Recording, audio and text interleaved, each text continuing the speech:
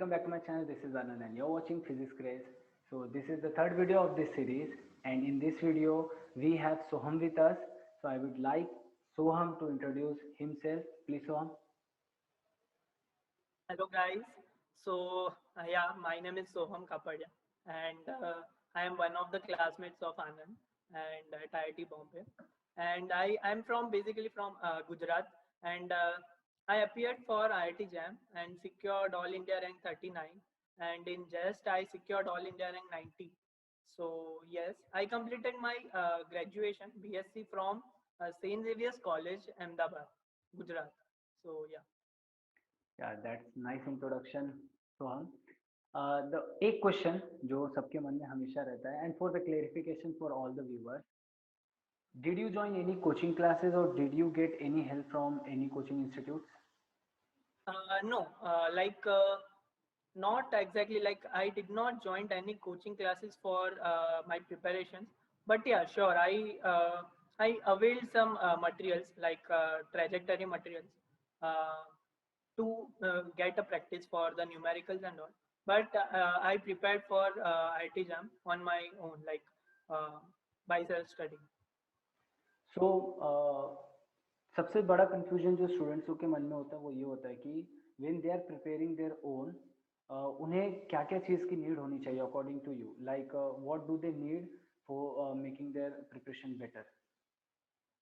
Okay, so actually when we started like हम लोगों ने जब start किया था मैं मेरे college में the main thing was I was not alone preparing for it. So one benefit I got was that I got a good group like my friends and all were preparing for IIT jam. मतलब सब लोग हम लोग prepare कर रहे थे एक साथ. तो हाँ कुछ ऐसे मतलब अगर खुद से प्रिपेयर कर रहे हैं तो एक दो चीज होती है जो पहले से थोड़ा ध्यान में रखना चाहिए जैसे कौन से बुक्स फॉलो करना है मतलब थ्रू आउट जो हम लोग करने वाले खुद के थियरी और कंसेप्ट के लिए कौन से बुक्स फॉलो करने हैं फिर एक नॉर्मल सा प्लान मतलब पहले ये करेंगे पहले कंसेप्ट करेंगे फिर उसके बाद टेस्ट देंगे या फिर न्यूमेरिकल जो भी है पर एक ऐसे वेग सा थोड़ा प्लान होना चाहिए ऐसे एकदम स्ट्रिक्ट प्लान नहीं बोलूं पर थोड़ा वेग सा और और थर्ड चीज जो होना चाहिए वो कंसिस्टेंसी होना चाहिए मेरे ख्याल से कि मतलब ऐसे नहीं होना चाहिए कि स्टार्ट तो एकदम वो जोर में कर दिया फिर लास्ट लास्ट में वो डैम्प हो गया पर वो थोड़ा कंसिस्टेंट अगर रहेगा तो वो अच्छा चीज है जो कि कोचिंग में करना ही पड़ता है पर वो सेल्फ स्टडी के टाइम पे खुद से थोड़ा एफर्ट डालना पड़ता है कंसिस्टेंट रहने के लिए तो हाँ. सो जब आप प्रिपरेशन कर रहे थे उस समय आपके बहुत सारे फ्रेंड्स मतलब एक अच्छा ग्रुप सर्कल था. So can you suggest some books rather than institutes material कि या ये. श्योर. तो बेसिकली हम लोगों ने कुछ लिस्ट बनाए थे जैसे टॉपिक वाइज के जैसे मैथमेटिकल फिजिक्स के लिए कुछ ऐसे अलग अलग तो how would you like me to tell your books like should it be like numerical based और फिर जो कंसेप्ट के लिए किया था मतलब because like I have a आपने वेरी लॉन्ग लिस्ट ऑफ. आपने थियरी और प्रैक्टिस प्रॉब्लम के लिए अलग अलग बुक्स रेफर की थी या एक ही बुक से सब हो गया था? बिकॉज मैं नहीं इसलिए नहीं बोल रहा हूँ मतलब बहुत सारे स्टूडेंट्स जो हैं वो विदाउट स्टडी मटेरियल की प्रिपरेशन जस्ट अभी स्टार्ट कर रहे हैं या जस्ट अभी 1 मंथ बिफोर उन्होंने स्टार्ट किया होगा. So for their like take of information कुछ सजेशंस अगर आप दे सके तो. मतलब हम लोगों ने कंसेप्ट के लिए क्योंकि हम लोगों ने जब स्टार्ट किया था we were not very clear with our concept मतलब जो था जो सब्जेक्ट मैटर था जो सिलेबस था उसमें से काफी कुछ ऐसा था जो हम लोग को नहीं पता है क्योंकि उस टाइम पे जस्ट हम लोग का बीएससी कंप्लीट हुआ था और मोस्ट ऑफ द कॉलेजेस में इतना होता भी नहीं मतलब कंसेप्ट के लिए इतना वो नहीं रहता है थोड़ा वो प्रॉब्लम रहता है तो इसलिए हमने खुद से किया था और उसके लिए मेन चीज जो हमने फॉलो किया था वो रेफरेंस बुक्स थे जो अलग अलग टॉपिक वाइज थे जैसे और लास्ट में हम लोग ने न्यूमेरिकल प्रैक्टिस के लिए मैंने जैसे बोला हम लोगों ने मटेरियल लिया हुआ था तो वो किया था पर मेन जो कंसेप्ट के लिए हमने फॉलो किया था वो रेफरेंस बुक्स थे. तो अगर आप ऐसे कोई particular topic sure I will share a list of books पर अगर कोई टॉपिक्स आप बोलो मैं उनके बुक्स आपको सजेस्ट करूंगा नहीं कोई बात नहीं. जो हमने फॉलो किए थे. हाँ हाँ, जो आपने जो भी बुक्स वगैरह फॉलो किए थे वो हम लोग डिस्क्रिप्शन में दे देंगे गाइस लिंक उसका. आप प्लीज़ डिस्क्रिप्शन में चेक कर लेना, वो पीडीएफ लिंक भी आपको मिल जाएगी. I just want to ask, like, now students have only 2 months or hardly 2.5 months. So according to you उन्हें कौन कौन से टॉपिक्स पे ज़्यादा फोकस करना चाहिए, क्योंकि ये बहुत रैंडम ऐसा क्वेश्चन है जो हर बार बहुत सारे स्टूडेंट्स पूछते हैं कि now we have only 2 months, तो क्या क्या प्रिपेयर करें. So according to you what should be beneficial for them.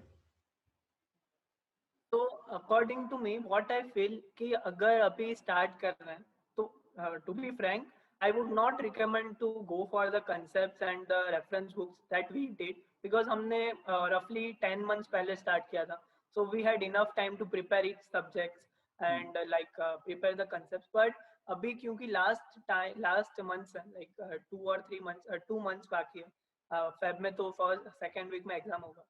तो abhi the best thing to do is just go for the problems, like go solve a problem. And if you face some difficulty like कोई problem आया mathematical physics का कुछ differential equation में से और ऐसे लग रहा है सॉल्व करते टाइम के अच्छा ये तो आ नहीं रहा है, तो फिर just go and see the theory और solution behind it.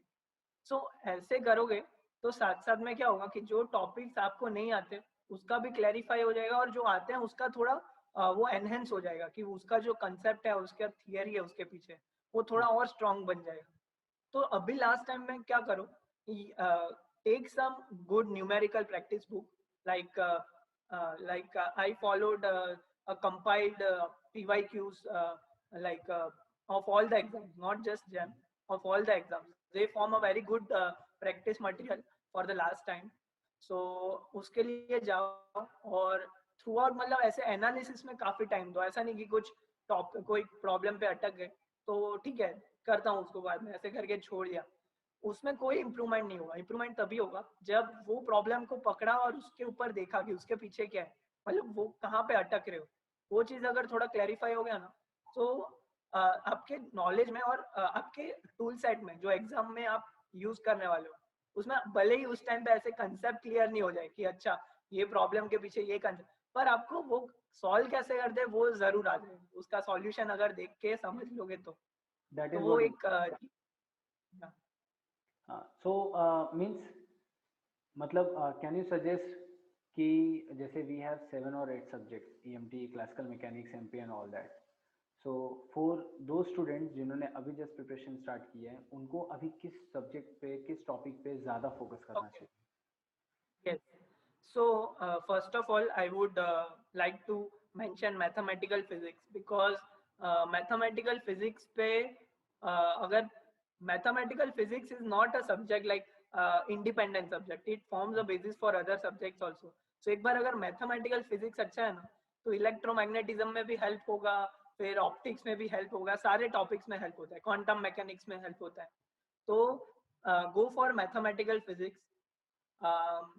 EMT, modern physics, this 3 topics I feel कि जो लास्ट टाइम पे करने चाहिए मतलब मोस्ट मतलब आई डोंट सजेस्ट कि इतना ही करोगे तो जैम क्लियर हो जाएगा, पर the best you can do is this 3 subjects like modern physics like covering some part of quantum mechanics too and there's EMT and mathematical physics. These 3 topics I feel that you can do like at the last time and yeah. Oh, thank you. So along with this I would like to add a point. अगर आप सिर्फ अभी आपने preparation start किया तो please आप इन 3 subjects के साथ जाओ एंड इसके साथ साथ इलेक्ट्रॉनिक्स एसएसपी को भी कवर करना, क्योंकि लाइक प्रीवियस अगर आप 4-5 ईयर्स का ट्रेंड देखोगे तो आईआईटी ने ईच ईयर 12 to 15 मार्क का क्वेश्चन इलेक्ट्रॉनिक एसएसपी से पूछा है. सो फॉर दो स्टूडेंट्स ओनली जिन्होंने जस्ट अभी प्रिपरेशन स्टार्ट किया उनके पास सिर्फ 2 ही मंथ है, so please follow this strategy. Next question एक पॉइंट ऐड करना चाहूंगा इसी में like electronics was not a very favourite subject for me. So हम लोगों ने इलेक्ट्रॉनिक्स और सॉलिड स्टेट फिजिक्स को कैसे कवर किया था कि लास्ट में हमने खाली उसके प्रॉब्लम्स कैसे सॉल्व करते वो सीख लिया था. जैसे मैंने बताया कि हमने प्रॉब्लम्स पे डायरेक्ट अटैक किया और नहीं आते थे पहले, फिर सीख लिया कि कैसे सॉल्व करते हैं और वो बहुत काम में आता है, भले ही समझा नहीं है पर वो एग्जाम में हो जाता है वो चीज. तो इलेक्ट्रॉनिक्स और सॉलिड स्टेट में बहुत सारे फॉर्मूला मतलब उसमें बहुत ज्यादा नहीं जाता है, उसमें डायरेक्ट फॉर्मूलाज यूज होता है. तो अगर फॉर्मूलाज भी पता है तो फिर बहुत काम में आएगा वो चीज. तो यस वो चीज लास्ट टाइम पे बहुत हेल्प करता है. So हम moving towards the last question. Like Yeah. आपका लास्ट का 2 मंथ का स्ट्रेटेजी क्या था? Can you share that if you remember कि लास्ट 2 मंथ्स में आपने किस तरीके से रिवीजन, टेस्ट सीरीज, ये सारी चीज़ों को रखते हुए, और आपका मीन्स स्टेट ऑफ माइंड क्या था? आपने उस चीज़ को कैसे स्टेबल रखा? Like you have got all India rank 39 if I am not wrong. Yes. या so this is actually a very good rank. तो आपने उस स्टेट ऑफ माइंड को कैसे काम रखा और अपनी प्रिपरेशन को और ये लास्ट के 2 मंथ्स को अच्छी तरीके से फुलफिल किया? Yeah. So to be frank, मेरा कोई ऐसा एकदम स्ट्रॉन्ग स्ट्रेटजी नहीं था कि डे फर्स्ट को मैं ये करूंगा, डे सेकंड को मैं बिल्कुल नहीं था, ये चीज बिल्कुल नहीं था। एक चीज था जो बहुत श्योर था मैं, कि अभी से मैं कुछ नया नहीं पढ़ूंगा। लास्ट 2 मंथ्स में मैंने खत्म कर दिया था कि मेरा थियरी अभी इतना तक कवर हुआ है। कुछ टॉपिक्स थे जो अभी भी बाकी है, पर मैंने उनको छोड़ दिया था कि अभी मैं उसके लिए अलग से थियरी नहीं पढ़ूंगा, मैंने उनको छोड़ दिया। पर अभी 2 मंथ्स में मेरे को क्या क्या करना क्या है सब्जेक्ट, कि I will just solve the, sorry, क्या क्या टॉपिक आपने छोड़ दिया था? सो स्टेट मैक, फिर इलेक्ट्रॉनिक्स, सॉलिड स्टेट फिजिक्स, ये 3 जो टॉपिक थे उसके लिए मैंने एकदम रिगरसली थियरी पढ़ा नहीं था। सो मतलब ऐसा नहीं था कि इन 3 टॉपिक में से मैं पूरा छोड़ गया था एग्जाम में, पर इनके क्वेश्चंस करने सीख लिए थे मैंने, जैसे बताया आपको कि ऑलरेडी कि मैंने इनको क्वेश्चन से सीख लिया था थोड़ा बहुत, कि ये टाइप के क्वेश्चंस अगर होते हैं तो ऐसे सॉल्व कर सकते हैं इसको, बस इतना। पर उसके लिए थियरी नहीं पढ़ा था मैंने। ओके। तो हाँ, मतलब वो चीज था कि मैं ये टॉपिक छोड़ने वाला हूँ और मैं इसके आगे कुछ थियरी नहीं पढ़ूंगा, तो वो फॉर श्योर था। सेकेंड मोस्ट इम्पोर्टेंट थिंग जो मैंने प्लान किया था, मतलब वो स्ट्रेटेजी का बहुत अच्छा पार्ट बनाता है, वो था टेस्ट सीरीज। जो टेस्ट सीरीज हमने डिसाइड किया था कि हर वीक, हर 7 डेज, मतलब एक वीक में एक बार हम लोग एक टेस्ट सीरीज देंगे, और नेक्स्ट वीक हम पूरा टाइम डालेंगे उसको एनालाइज करने में। तो वो चीज बहुत इंपॉर्टेंट था, और उसके ऊपर मैं इतना ज्यादा फोकस करना चाहूंगा कि अगर लास्ट टाइम पे उतना भी कर लिया ना, तो जो कॉन्फिडेंस बढ़ता है उससे, मतलब उसके मार्क्स से नहीं, पर जो एनालाइज किया आपने उसके बाद, और उसके बाद आपको कुछ पॉइंट समझ में आया, अच्छा ये जो पॉइंट था यहाँ पे मैं भूल रहा था या गलती हो रहा था, वो आपका सुधर जाएगा, तो वो बहुत काम में आता है। और एक इंटरेस्टिंग फैक्ट है, मतलब पर्सनली मेरा जो एक्सपीरियंस था कि मैंने 10 महीने से पूरा तैयारी किया है, ठीक है ना। तो अभी मैं एक्सपेक्ट क्या करूंगा, जब मैं जब मैं टेस्ट सीरीज दे रहा हूँ, तो मैं एक्सपेक्ट क्या करूंगा कि ऑब्वियसली ठीक है, अभी 100 में से मेरे 50 के ऊपर नंबर आएंगे, 50-60 उसके ऑब्वियसली। अराउंड रहेंगे, तो मेरे को अच्छा लगेगा। जो लास्ट टेस्ट सीरीज दिया था मैंने just before 7 days of jam, मतलब not exactly before 7 days, before 10 days or something, that was like my marks were 29, 29 out of 100। मतलब उस टाइम पे तो फिर मैं ऐसा हो गया था कि अभी क्या, मतलब अभी क्या, अभी ये 10 दिन में मैं क्या करने वाला हूँ। पर मार्क्स से कुछ फर्क नहीं पड़ता है, टेस्ट सीरीज के मार्क्स से कुछ फर्क नहीं पड़ता है, उससे खाली इतना पता चलता है कि वो 3 घंटे में आपका क्या मिस्टेक्स हुआ, और अगर उसको आपने एनालाइज कर दिया ना, मैं श्योर था कि मेरे कंसेप्ट बहुत सही है, और मतलब उस टाइम पे मैंने इतना कॉन्फिडेंस रखा था खुद पे कि जो कंसेप्ट है वो बहुत सही है, खाली थोड़ी थोड़ी सिली मिस्टेक्स हो रही हैं, तो उसको एग्जाम में ध्यान रखने की ना हो।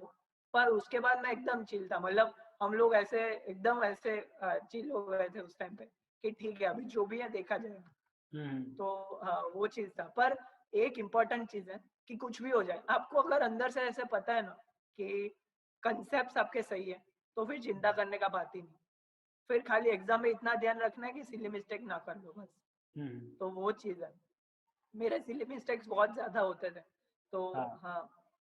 इसलिए oh that's very nice session with you Soham. I hope so बहुत सारे व्यूअर्स, बहुत सारे एस्पिरेंट्स जो अभी फरवरी में बैठने वाले हैं इस साल, उनको बहुत हेल्प करेगा। ये जो लास्ट वाला टर्म था, इसमें मैं एम्फसाइज करना चाहूँगा कि यस गाइस, टेस्ट सीरीज में मेरे भी बहुत अच्छे मार्क्स नहीं आते थे।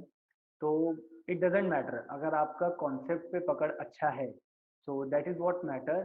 बस अपने सिली मिस्टेक्स के ऊपर थोड़ा ध्यान दो कि कहाँ आपने गलती की, कहाँ पे कैलकुलेशन मिस्टेक्स भी बहुत बार हो जाते हैं, and B familiar with the calculator also. तो आप लोग को चिंता करने की जरूरत नहीं है। और लास्ट के जो 10 डेज और 14 डेज होते हैं, 12 डेज होते हैं, एज सोहम सेड, कि एकदम चिल्ड हो जाओ, कोई टेंशन लेने की जरूरत ही नहीं है। अब जो होगा देखा जाएगा। आपने जितने भी महीने जो भी मेहनत किया है उसका तो आपको सामने आ ही जाएगा। That doesn't mean, it doesn't matter कि आप अगर प्रेशर में रहोगे तो ही आपका एग्जाम अच्छा जाएगा। जस्ट चिल्ड आउट, क्योंकि इसके बाद बहुत सारे एग्जाम्स हैं। So thank you, Soham, for giving your time and guiding all the aspirants. Thank you so Okay, much. okay then. See ya. Bye bye. Bye.